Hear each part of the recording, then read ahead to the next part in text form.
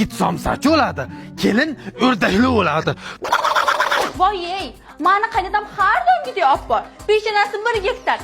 Silliq yalpoq. Hey dada, guldek xotinimda o'rtaklov deysiz, jonga tegdi. Qaynatalik qolib, qaynalik qilishingiz mag'rur boshimda egdi. Yo'q-ki, qarag'amda kampirsiz itta yashab yetarim yetdi. Ama bir oyda bir marta oladigan pensiya pulimchi, mana shu o'rdaklovni pomadasiga ketdi. Adajon, pensiyasi agar bunaqa minnatli bo'ladigan bo'lsa, alohida yashaylik. Jonim, adajon yana bir marta shantajlik qilib, baqir-chaqir qilsalar, sirali qariyalar uyga borib tashiylik. Dada, bilib qo'ying.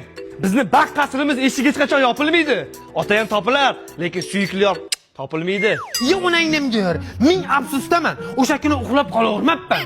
Buni o'rdaklovni kelin qilguncha mahalladagi mol baqib yurgan bu gebetda olavermabman. Ha, endi tushundim nimaga qayndan boqli o'lib ketganini. Olib keling, adajon kelin qilib, sizday shallaq asabiy cholga sabr yetganini. Bo'ldi dada. Zay, hammamiz ham odammiz-ku. Hamma bir kun o'ladi. Baxtli oila bo'lib, aql, inoq yashasak nima bo'ladi? Voy Ergash, ye, o'rtag'im. Ke o'rtoq, zap kelding.